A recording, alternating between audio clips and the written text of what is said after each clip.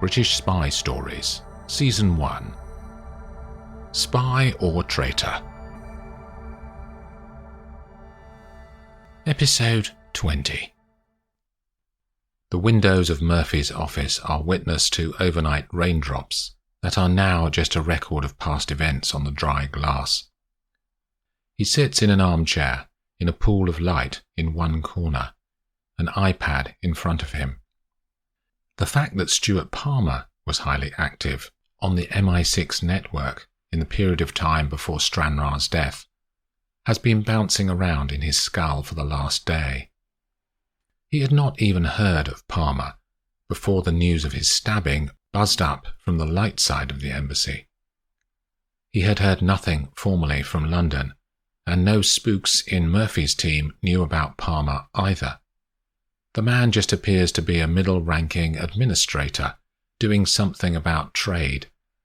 But that may just be a cover story, thinks Marcus. He needs to do something now that he has the traffic node data. He can't be seen to block it or be inactive.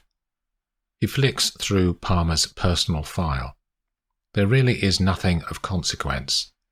No gap in years when he might have been turned by some foreign power.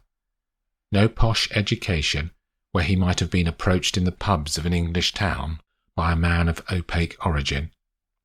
Murphy is used to assessing people, and his judgment is that either the data is wrong, or Palmer is the most effective undercover spy he has ever come across.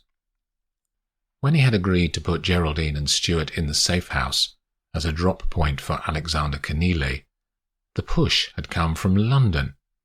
Murphy was happy to go along with it, but it seems odd now, in hindsight. Putting two untrained administrators in live field operations is high risk.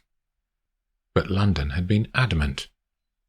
Their rationale had been that Palmer was already considered to be a field ops agent by Alexander, and if they had told him to hand over information to an administrator, he would have been lost as a contact.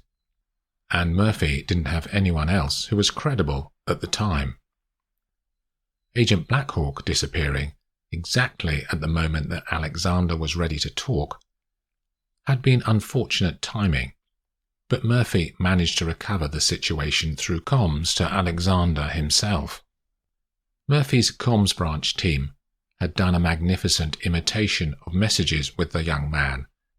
Text messages, seemingly from Blackhawk, saying she had gone away to mourn the loss of her fictional boyfriend, and now he is ready to become their active source. This doesn't solve his Palmer problem. Murphy decides that the op can't be stopped, as Alexander is due to be given the safe house address today, and a win for Murphy in the current climate will be a boost for him. The killing of Stranraer on his territory still weighs on him. And more importantly, as far as Murphy's perception is concerned, the death is a big black mark against him from London's perspective. There is nothing he can do immediately about Palmer, and he will deal with him after Alexander has handed over the information. The wound from the attack a week ago is itching, and Hans tries not to scratch it, but his self-control collapses in the face of the discomfort, and he presses circles into his skin around the damage. Two women come in from the street and order coffee and cake, and he feels his phone vibrate 5 minutes later as he lays plates of Schwarzwälder torte on the table in front of them. The device displays a notification indicating that Gabby has left a message on Site Carlo, and he leans on the back wall of the bar and logs in to the site. The message is direct and to the point. She is asking him to visit her flat in Berlin and upload the content of the USB stick that she left with him into the Oberon secure layer. Hans has access to normal Oberon in the Met bar so that he can make general inquiries of the system, but the secure functionality is only available in embassies and consulates, or in secure comms rooms like the one at Gabby's flat. Also, not all MI6 personnel have clearance for the secure layer. He knows that Black Hawk has only standard secret clearance, and top secret for the operations she is allocated onto, like all field ops personnel. Hans has top secret plus clearance, due to an operation near the Met Bar 3 years ago, when the BND and SIS had worked together to root out a cell of suicide bombers that would have devastated 4 sites in Berlin if they had not been infiltrated. Top Secret Plus gets him usefully into the highest level of Oberon security. After the lunchtime rush, he closes the Met Bar and walks alongside the river, then turns northwards towards the Moabit district of Berlin. It is mid-afternoon as he pushes open the door to her flat. He can immediately tell someone has been there. He has seen the place a few times before, and usually Gabrielle keeps it neat and tidy. Now it's a mess. Drawers hang out and their contents are strewn on the floor. In the kitchen, packets of pasta and cereal have been thrown across the space, and in the bedroom the duvet is in a large pile. All MI6 staff addresses are kept secret, as are safe houses and other operational buildings across the world. This isn't a random break-in. The TV and other saleable items are still in the apartment. Rarely is anything random where the security services are concerned. A few candidates for the ransack flick through his mind. Murphy, or London Centre, may have ordered it after Gabby went off-grid. Riverside could be the culprit, or the guy who stabbed him in the Met Bar may have found the address somehow and come looking for her. Hans punches the keys on the TV remote and drops down to the comms room beneath the flat. His feet create loud, clanging echoes on the metal that bounce around the stairwell. He sits down in the room and logs into the Oberon base layer and on through the Meridian gateway that separates Oberon from the secure servers. Gabby had been forensic in her instructions. Hans follows them to the letter and uploads the USB content, which is encrypted so he cannot see what it is. He then opens an eyes-only container in the secure layer and adds a 72-hour time log. Finally, he addresses the container to Sir Bernard and copies the one-line message that Gabby left on Site Carlo. "Here is your mole," it says. Hans wipes the USB stick, backs out through Meridian, and shuts down the session. Whatever was on the USB will be delivered to Sir Bernard under his eyes-only security protocol in 3 days' time. And now the process has started. No one, not even Gabrielle, can stop it. The Golvet restaurant sits 8 floors up above Berlin on Potsdamer Straße in the southwest of the city.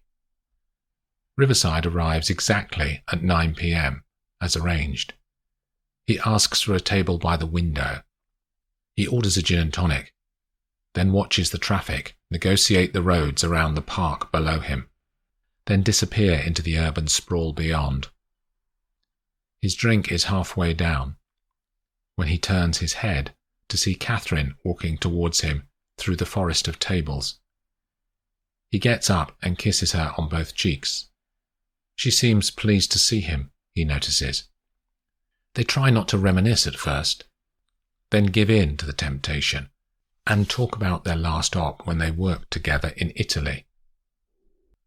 Italy's MI6, the AISE, requested resources from the UK to man a major crime operation.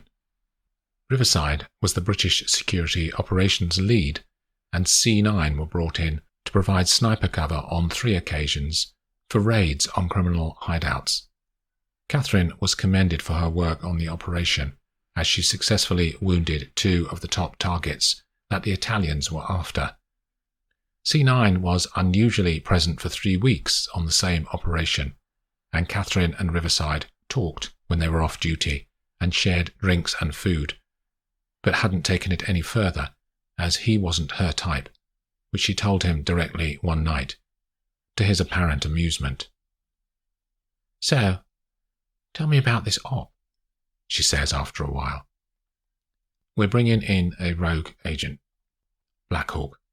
You know her?" "No. British?" He nods. "She's off-grid, out of London control," he continues. "The order comes from the highest level, Sir Bernard Mackintosh." The waiter brings their starters, and the social break allows the words to dissipate.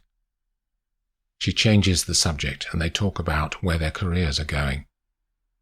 Unlike people in jobs that don't involve lying and death, they both agree that they didn't realize the job they signed up for would remove any vestige of a private life. Riverside is single and ended his relationship with his girlfriend 3 months after joining Six. Catherine says nothing about her relationship, as she is here to forget all about that. "Can we finish that conversation on the yacht?" he says, later in the evening. She nods in agreement. "We're flying out tomorrow." "Where?" "You'll find out in the morning." "Why did you want me on this one?" she says. "Two heads better than one." "To do what?" "Find her." "And?" says Catherine. "Bring her in," Riverside says, with an unspoken "obviously" at the end. He gives himself thinking time between her stream of questions by moving a wedge of cheese onto a biscuit and biting into them. She moves her gaze to the window and the German capital that is blue with darkness outside. "How are you going to bring her in?" she says. "Don't know yet. Depends on what I find." "A man with no plan?" She raises one eyebrow, and he smiles. "I'll have a set of possibilities," he says. "It all depends if she wants to come quietly or not. That's why you're here." Catherine smiles inside at the recognition of her expertise, and she hopes she is hiding the discomfort she feels about an operation against one of their own. "Meet me at Berlin Airport tomorrow, 9 a.m, he says. She raises her glass, and he mirrors her action. They chink glasses and drink to their new partnership. Stuart lies in bed and watches the sky through a gap in the top of the blind. Geraldine moves her arm up and across his chest. She feels warm against his skin. A church bell rings in the distance. She asks him what he is thinking. He doesn't know what he's thinking. This is all new to him. They laugh at their past stupidities and the times in their lives when they had felt humbled or just been plain wrong. He hasn't spent his years on the planet trusting people, although he might have done if opportunities had come his way. He asks about her life. She recalls the whole narrative like it had been taught to her. They compare the greatest moments in their lives and the greatest disappointments, or at least the ones she feels comfortable telling him. They pause. The rhetoric ends, and it leaves them with thoughts turning on in their minds like the momentum of a vast machine after the power has been cut. They make love a second time in the early hours. After that they sleep. She wakes first, somewhere between 4 and 5 in the morning, and makes tea and toast, then brings it back to bed. A black Mercedes-Benz S600 glides along the motorway through the Bryansk region of Russia, which sits alongside the Ukrainian border. Sebastian Ulrich opens his eyes after sleeping most of the way through the night on the 6-hour journey from Moscow. He looks out of the window at the endless grey of the Russian countryside in the raw dawn. Occasional scattered farms and villages polka dot the barren landscape as the road cuts hard through the desolation. Before the highway was built, this whole region would have been an unforgiving place to journey through. Even though Ulrich grew up in Russia, this territory doesn't bring him any joy. He has no regrets about swapping the biting winds of his homeland for the summer breeze of the Côte d'Azur. They approach a junction that joins their road to the main drag from Oriol and Tula in the east to Kiev in the west in an almost dead straight line. The three-way road layout creates a triangle of land in the centre which houses a cafe and a petrol station. The chauffeur pulls the car off the road and onto the tarmac that surrounds the buildings. Parked on the perimeter of the car park are two 44-ton lorries, painted in a dirty grey, with blue lettering spelling out a fictional haulage company. The driver pulls up next to the wagons and Ulrich steps out. There is a drizzle in the air, and he pulls his unbuttoned coat further around him. The front vehicle's cab door opens. A large man climbs down from the driving seat and makes his way over to where Ulrich stands on the tarmac. He has a slight limp and rubs his hands together as he walks. He reaches out a greasy hand to Sebastian, and they shake. The second cab door opens, and another man gets out, this time tall and thin, but no less worn by a life of thundering along the roads of Europe. The three men huddle together as the rain whips up in the wind, then hits the side of each truck with a whining groan. After they talk for 5 minutes, Ulrich turns and waves his arm in the direction of another 44-tonner parked up 50 yards away.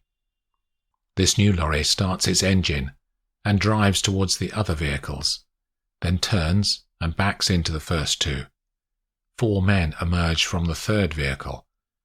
One breaks the seals on the juggernaut, and they swing open the back doors as the new driver inches the lorries closer until there is less than a foot between the back ends. The men drop a metal sheet across to form a bridge and begin to drag and push crates from the third lorry into each of the first two in turn. 40 minutes later, in which time Ulrich retreats to the warmth of his Mercedes, the transfer is complete. Sebastian clambers out and inspects the work, while the men stand in a semicircle, waiting for his imperial approval. He turns and gives a thumbs up. One man produces a bottle of vodka, and they all swig from it. Ulrich tells the men they need to drive non-stop, so will need 2 drivers in each vehicle. After some haggling amongst the gang, the men regroup themselves, then walk back to the vehicles and all climb aboard.